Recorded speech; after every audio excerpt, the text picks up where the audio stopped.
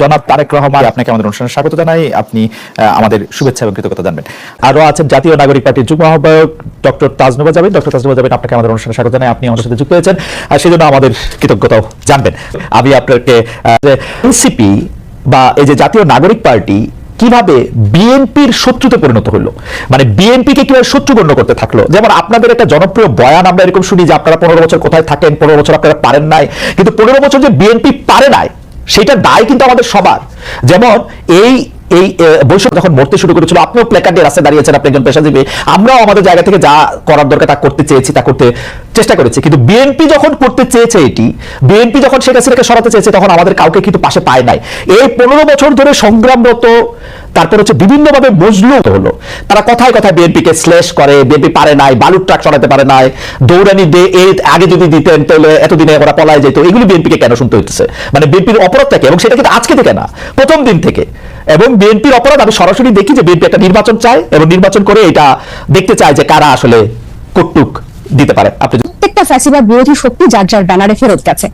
এখন যখন গণ অভ্যুত্থানটা নিয়ে প্রশ্ন ওঠে, গণ অভ্যুত্থানের ভাগিদার নিয়ে প্রশ্ন ওঠে, সবাইকে কিন্তু সমান সেটার অংশীদার তারা দাবি করে, খুব ভালো কথা। কিন্তু যখন ব্যর্থতা বা কোনো ধরনের জবাবদিহিতার মধ্যে পড়তে হয়, তখন কিন্তু শুধু ছাত্র তরুণদেরকে পড়তে হয় বা এই গুটি কয়েক ছাত্রকে ধরে পড়তে হয় যে, এবং এই কথাটা কিন্তু শুধু ছাত্র তরুণদের পক্ষ থেকে যায় না, তো জনগণের পক্ষ থেকেও যায়। আপনি যদি আপনাদের এই অনুষ্ঠানগুলোর নিচে কমেন্ট গুলো দেখেন, কখনো যদি চোখে পড়ে, এখানে কিন্তু যাদের প্রকৃত অর্থে যাদের অ্যাকাউন্ট আছে, এরকম অনেক মানুষ কিন্তু খুব সুন্দর সুন্দর কথা লেখে এবং তাকে অ্যাটাক করে না, খুব গঠনমূলক ভাবে। আশেপাশের মানুষ থেকেও বুঝতে পারবেন যে গত 15 বছরে একটা যোগ্য বিরোধী দল হওয়ার ব্যর্থতা কিন্তু এদেশকে ভুগিয়েছে, একটা সফল বিরোধী দল হওয়ার ব্যর্থতা কিন্তু এদেশকে ভুগিয়েছে। এটা শুধু ছাত্র জনতা হিসেবে আমরা যে বলি যে, বা এনসিপি এই নতুন করে যেটা বলে, ব্যাপারটা তা না। আরেকটা বিষয় হচ্ছে, এই শত্রু বা এই মুখোমুখি দাঁড় করানোর ব্যাপারটা কিন্তু এক দিক থেকে না। আপনি দেখবেন এই শোতে আমার এক সমালোচক বলছিলেন, আমি 90 সালের গণ অভ্যুত্থানের একটা কথা বলছিলাম, আমি বলছিলাম 90 সালে তোমার বয়স কত ছিল? বেয়াদব, অপরিপক্ক, আদব কায়দা জানে না, তোমাদের বয়সে মানে এক একজনের, আমাদের রাজনৈতিক জীবন বা রাজনৈতিক পথ চলা তোমাদের বয়সের বেশি। এই যে খাটো করে দেখা, এই যে হেয় করে দেখা, তো এটার প্রতিক্রিয়াতেও কিন্তু কিছু কথা চলে আসে। না ডক্টর জাবিন আসেন, আমরা মানে আসলে বুঝাতে পারছি কিনা জানি না। আমার কাছে যেটা মনে হয়েছে যে বিএনপি গত 13 বছর ধরে, স্পেসিফিকলি বললে যে 2012 সালের পর থেকেই বিএনপি এই একটা সরকারের কাছে একটা দাবি জানায় আসতেছে, দরকার হলে সরকারকে বলতেছে ক্ষমতা চাইতে একটা সুষ্ঠু নির্বাচনের কথা বলতে। এবং এইটার মধ্যে কিন্তু বিএনপি কোনোদিন কোনো আড়াল নিতে পারে নাই। বিএনপি কিন্তু কোন নেতা আমরা সবাই বঙ্গবন্ধুকে ভালোবাসি এই কথা বলে কিন্তু বিএনপি রাজনীতি করতে পারে নাই। বিএনপিকে রাজনীতিটা করতে হয়েছে বিএনপির কথা বলেই, শেখ হাসিনার এগেইনস্টে কথা বলেই বিএনপি রাজনীতি করতেছে। তার জন্য মামলা, মোকদ্দমা, জেল, জুলুম যত কিছু করছে, চা খাচ্ছে।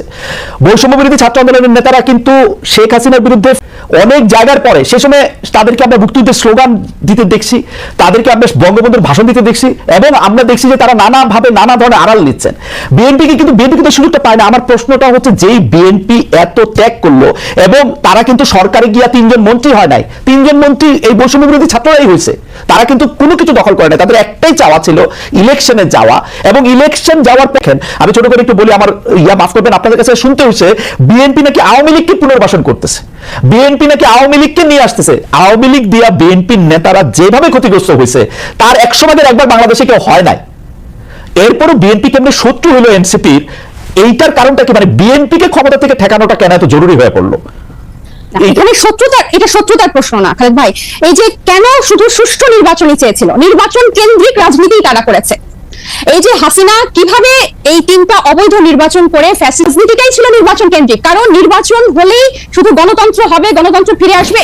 এটা তাদের একটা রাজনৈতিক একটা চালের, এটা বা তাদের কি বলবো আমি, পরিকল্পনার ভুল বলবো, যে তারা সবসময়, আপনি বলছেন যে তারা সবসময় সুষ্ঠু নির্বাচনই চেয়েছে। কেন তারা হাসিনার এই যে তার যে সাম্রাজ্য, 3টা বিভাগ, এই যে সবকিছু তার একক কর্তৃত্বে, একক হাতে, প্রত্যেকটা রাষ্ট্রীয় প্রতিষ্ঠানের একটা ইট পাতা যে হাসিনার কথা ছাড়া বা স্বৈরশাসকের কথা ছাড়া চলতো না, বা মানুষকে সম্পৃক্ত করার যে রাজনীতি, এটা তো বিএনপি করতে ব্যর্থ হয়েছে। এই যে এখনো তারা যে 31 দফা বলে যেসব গণভোট অসম্ভব বলছে, যেসবে আমরা জনগণকে সম্পৃক্ত করতে চাচ্ছি, বিএনপি আবার সেসব জায়গায় জনগণকে দূরে ঠেলে দিয়ে আবার নির্বাচনের কথা বলছে।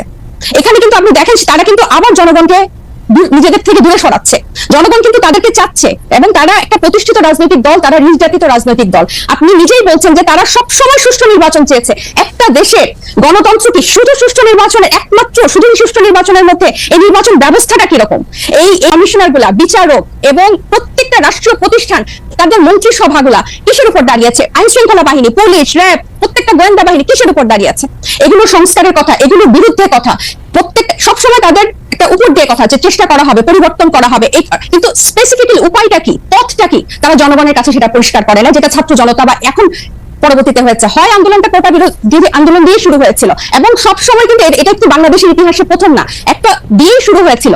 কিন্তু এই পুঞ্জীভূত যে স্বৈরশাসকের 15 বছরের যে পুঞ্জীভূত ক্ষোভ, সেটা কিন্তু প্রকাশিত হয়েছে। এখন আমি বিএনপিকে আমি একটু বলি, এবং বিএনপিকে যে এই শত্রু মনে করা না, আমরা কিন্তু চাচ্ছি বিএনপিকে জাতীয় ঐক্যমত্য নিয়ে আমরা একসাথে সবাই মিলে আমরা ঐক্যমত্যে পৌঁছাই সংস্কারের বিষয়, যে মৌলিক কিছু সংস্কার হোক, তারপর নির্বাচন যে দুইটা টাইমলাইনে আছে তার মধ্যেই হবে এবং প্রত্যেকটা দল, নিবন্ধিত দল সেখানে অংশগ্রহণ করবে। এবং বিএনপির কেন্দ্রীয় নেতৃত্বের নিয়ন্ত্রণ স্থানীয় পর্যায়ে নেই। আমরা প্রশ্নটি এমন ভাবে করতে চাই যে একই বিষয় কি এনসিপির জন্য সত্য না? এনসিপির কি সব জায়গায় নিয়ন্ত্রণ আছে? জামিন, আপনি শুনছেন কিনা আমি জানি না, মনিয়াপা শুনছেন কিনা আমি জানি না। আমি তো শুনছি এনসিপির পরিচয় দিয়ে, স্থানীয় বহু লোক বহুভাবে এনসিপির পরিচয় দিয়ে, সমন্বয়ক পরিচয় দিয়ে, আহ্বায়ক পরিচয় দিয়ে বহু লোক বহুভাবে চাঁদাবাজি করছে। এইটা আপনি এটাকে কিভাবে দেখেন? বিএনপির মানে বিএনপির কি প্রবলেম সেটা নিয়ে এনসিপির বিবৃতি দেওয়ার কারণ কি? মানে এইটা এটা এটা এটা এটা আপনি কি আসলে কিভাবে দেখেন? আসলে বিএনপির কারো দ্বারা যদি কেউ আক্রান্ত হয়, সে আইনের ব্যবস্থা নিতে পারে। আপনারা একটি রাজনৈতিক দল হয়ে আরেকটি রাজনৈতিক দলের কোথায় নিয়ন্ত্রণ আছে, কোথায় নিয়ন্ত্রণ নাই, সেটি বলার কারণ কি আসলে? কিছুদিন আগে প্রথম আলোর একটা জরিপ আমি একটু দৃষ্টি আকর্ষণ করতে চাই, যেখানে 7ই আগস্ট 25 পর্যন্ত একটা রিপোর্ট প্রকাশিত হয়েছিল বিএনপি এবং তার সহযোগী অঙ্গ সংগঠনের অপরাধের একটা তালিকা, যেখানে আর্থিক এবং মৌখিক সহিংসতা মানে হুমকি, চাঁদাবাজি, এটা ছিল 372টা, এবং শারীরিক সহিংসতার রেকর্ড ছিল মানে মারামারি, সংঘর্ষ, সেটা ছিল 488টা, এবং মৃত্যু 70টা। এবং এছাড়াও আপনারা জানেন যে হাতিয়ায় আমাদের হান্নান মাসুদের উপর সংঘর্ষ হয়েছে, হামলা হয়েছে, এবং এনসিপির অসংখ্য প্রতিনিধি করছে। আমাদের কিন্তু এনসিপির একটা আহ্বায়ক কমিটি ছাড়া আর কোনো জায়গায়, আমাদের নাগরিক কমিটির বিভিন্ন কমিটি ছিল, কিন্তু এনসিপির কোনো জায়গায় এখনো কোনো প্রতিনিধি দেওয়া হয় নাই বা কমিটি দেওয়া হয় নাই। তো যারা অপরাধ করছেন বা যারা এই নাম ভাঙিয়ে, সমন্বয়ক নাম ভাঙিয়ে বা এখানকার আহ্বায়ক নাম ভাঙিয়ে যারা চাঁদাবাজি করছেন, তাদের কিন্তু গ্রেফতারও হচ্ছেন এবং তাদেরকে কিন্তু আইনের আওতায় আনা হচ্ছে। জনাব সার্জিস আলম, আপনাদের একজন নেতা, উনি যে 155টা গাড়ি নিয়ে ওখানে গেছেন, তার আগে হান্নান মাসুদের গাড়ি নিয়ে গেছেন, সেটাতে চাঁদাবাজি করছেন, সেটা অনেকেই বলতেছেন। আপনারা কি এটা তদন্ত করছেন? আপনারা তো একটা বিবৃতি পর্যন্ত দেন নাই। আমরা একটা চিঠি দেখছি ফেসবুকে, আপনাদেরই আরেকজন তাকে একটা প্রশ্ন করেছেন, মনে হচ্ছে যে এটা ছেলে খেলা। একটা লোক 155টা গাড়ি নিয়ে শোডাউন করতেছে, পরে কোনো রকম তদন্ত করতেছেন না। আপনারা বলতেছেন যে আমরা খালেদ ভাই গত এই ঈদের আগে এই সার্ভিসের ব্যাপারটা নিয়ে মনে হয় আমরা যে কয়টা গণমাধ্যমের সাথে কথা বলেছি, টকশোতে গিয়েছি, প্রতিনিয়ত এটা নিয়ে কথা বলেছি এবং এটার প্রশ্ন জবাবদিহি আনুষ্ঠানিক বিবৃতি দিয়েছেন। আনুষ্ঠানিক বিবৃতি দিয়েছে। আমাকে শেষ করতে দেন, আমাকে একটু শেষ করতে দেন।